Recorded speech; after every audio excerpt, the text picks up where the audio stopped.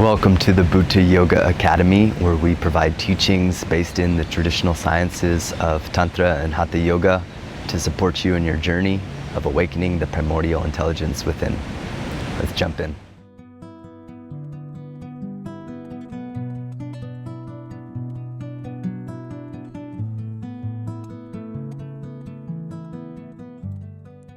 Alright, so I'm going to make this video for the thing that can happen when we are doing pranayamas and kriyas and working with bandhas.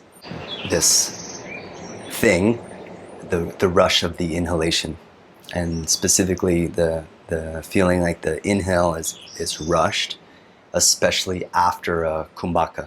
Remember, a kumbhaka is a retention of breath, and so we have a retention of breath at the top of the inhale, that's known as Tantrik Kumbhaka, or we have the retention of breath at the bottom of the exhale, which is known as Bahya Kumbhaka. And these two retentions are voluntary, they're imposed. We use the imposition of the mind to create a particular effect. And when we're developing in our pranayama practice, this is important because as we hold the breath, the prana starts to be withdrawn inwardly. And so when we're working with bandhas, bandhas help to centralize that prana that's being withdrawn. And so remember, prana is the energy that is sent out through our senses in order to perceive the world around us. And so that is an outgoing, outflowing force. And what we learn to do through our yoga practices is to withdraw that energy, to stop it from basically leaking out. And kumbhakas, specifically using kumbhaka with the accompaniment of the process known as bandhas, or the activity of bandha, helps to contain and centralize this outgoing force.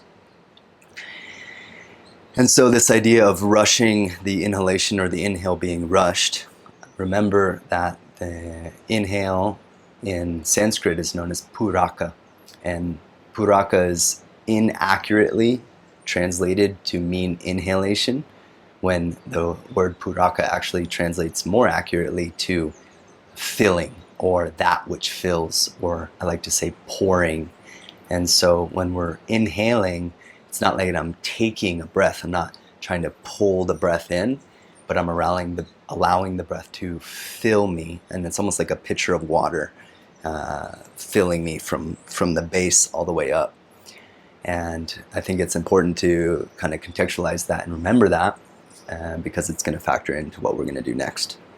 So I'm going to demonstrate a couple activities, and these activities I'll walk you through the process, and then I'm going to do it.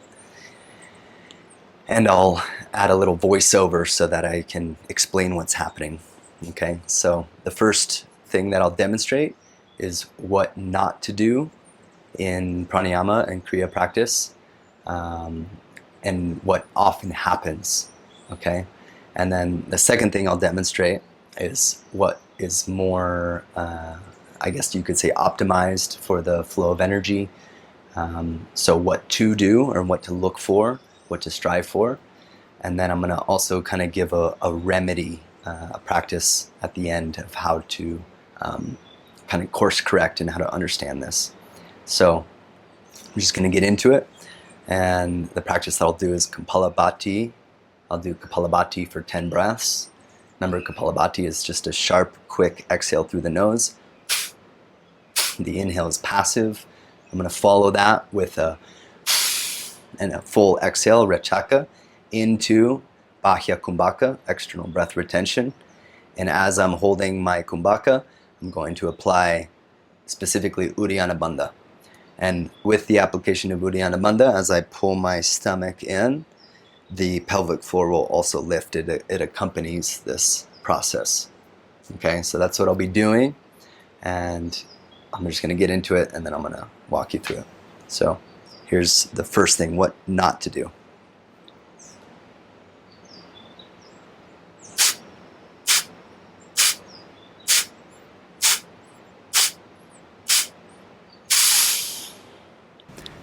So you see me go into Bahya Kumbhaka with the Uddiyana. I'm holding the grip here at my abdomen, and then I release suddenly, and there's a rush. You want to avoid that. And here I'm holding the breath in, but there's not as much energy because it wasn't contained well. And so don't do that, or avoid doing that. Here's what to do. So here is the second demonstration. Again, I'm doing Kapalabhati for 10 breaths. Kapalabhati is the skull shining breath. Here's my Rachaka into Bahya Kumbhaka and Uddiyana. I hold the grip at my abdomen, so I'm keeping this inner pull in my abdomen, and I'm slowly inhaling while keeping the grip at the base. And I allow the filling to take place. It's like a trickle. And the light comes in evenly. Navel stays back as I'm inhaling. And then I get to the top of the breath. Tantrik Kumbhaka, I hold after filling. And you see me here doing Bandha. And then I'm going to release slowly, gently. And as I release, I think of distributing the energy equally through my body. Okay, so now I'm going to demonstrate 2 ways to remedy and to help to develop this quality of not sucking and not the breath feeling like it's rushed, specifically the pūraka phase of the breath. Kaki Mudra, rounding the lips like the beaks of a crow. Kaki means crow. So I'm going to round my lips and I'm going to inhale through rounded lips. Okay? So I'm going to show you 2 ways to do this. The first way is I'm going to do it in just the same fashion that I just demonstrated, and then I'm going to show a gentler way without the kriya. Okay? So here we go. So here's my third demonstration. I added Kaki Mudra on this one. And you'll see at the end. Here's my Rachaka as I release into Bahya Kumbhaka and Uddiyana. I hold this grip for as long as comfortable. I lift my chin, round my lips, and draw the breath in through the crow's beak, keeping the navel back as I'm drawing the breath. All the way to fullness, and then I'm going to hold seal with Bandha, the root, the stomach, and the throat. Holding and release. Distribute the light.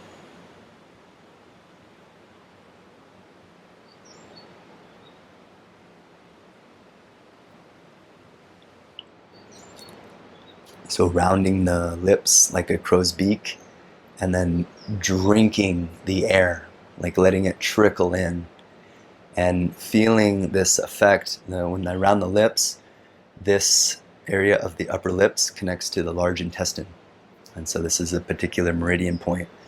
And the effect, and what I'm looking for, is that when I round my lips and I inhale through my mouth, it's like I'm drawing the breath from down here. You may even feel the rectum and the rectal canal start to kind of draw the breath. You can think of drawing the breath from downstairs. And so this prevents it from rising up to the chest. And it's like I'm inhaling from behind the lungs. And to do that, I also add a slight Uddiyana. As I'm inhaling, the stomach is moving back. Okay? So now I'm going to demonstrate one final thing, which will be a little bit of a gentler way to do this without the Kapalabhati Kriya. I'm going to do 4 breaths, a full release into Uddiyana. I'm going to hold the grip at the abdomen and the pelvic floor, and I'm going to slowly lift my chin and inhale through Kaki. And I'm going to do that 4 times. With this one, the idea is when I apply Uddiyana is that I don't jerk the rib cage, but I try to stay relaxed upstairs and focus mostly on what's happening here. Okay, so I'll demonstrate. So now I'm going to demonstrate a little gentler variation. So here I'm releasing the breath, exhaling. I'm going to release into the kumbhaka and Uddiyana without jerking the rib cage. Hold the grip at the navel and the base, and then round the lips, filling through the rounded lips. As I'm breathing in, I'm imagining the breath is pouring into me, and then at the top I am full. Again, Kumbhaka Bandha, sustain the light. And then I'm going to slowly release into my second set here. Exhaling evenly, easily into, again, Kumbhaka and Uddiyana. Notice that I'm not jerking the rib cage. Here I lift the chin. Kaki Mudra, pūraka. Keep drawing the navel back as you inhale. Filling, filling, filling, filling, letting the light just pour in. Get to the top. Hold. Kumbhaka and Mahabandha. Sustain the light. Rachaka. When I release, distribute equally through my system. All of the light. Follow the exhale into Bahya Kumbhaka and Uddiyana. Hold the breath out. Hold the grip at the belly. Lift the chin. Rounded lips. Kaki. Pūraka. Keep pulling the navel back. Let the breath be drawn into the base. Hold the breath in. There's a firm grip at the base as I'm doing this, and keeping that firm grip at the base allows me to really sustain the light in the center. Rachaka, release, slow, calm, gentle. Into Kumbhaka Uddiyana. Notice how calm it is. Lift the chin, round the lips. Kaki, pūraka. Filling. Letting the light just trickle in, pour in from above. Hold. Sustain the light. And then I'm slowly release once I've had enough with the activity. And so this is much gentler.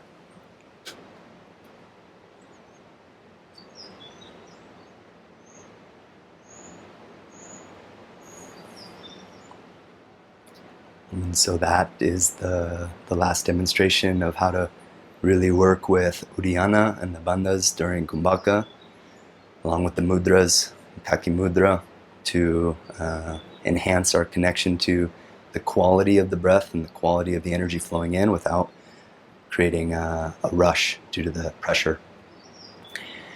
And as just a reminder, in the last kind of conclusion in this little tutorial, the working with the bandhas and the kumbhakas and these very particular techniques related to Hatha Yoga and related to energetic cultivation. These are, in the Bhuta Yoga process, fire. And I think of the qualities of fire, very transformative, brings a lot of heat into the system. And so it's very important that we have the ground and the foundation set before we advance into these practices. And so the ground and the foundation is, what is the quality of our seat, of our asana, when we sit to start to move into more advanced practices. So it's just important that we remember that. And yeah, the last thing I'll say is, may these practices continue to support you in your journey of awakening the primordial intelligence within, and that same energy and intelligence that's all around us and in everything exists inside of us. So may these practices serve you and support you in that endeavor, and I look forward to seeing you for another video. And this concludes our tutorial on working with kumbhakas and bandhas, and specifically how to work with the pūraka, the inhalation, following work with strong Uddiyana. So I hope this is helpful and continue to empower and support you in your journey of awakening the primordial intelligence within.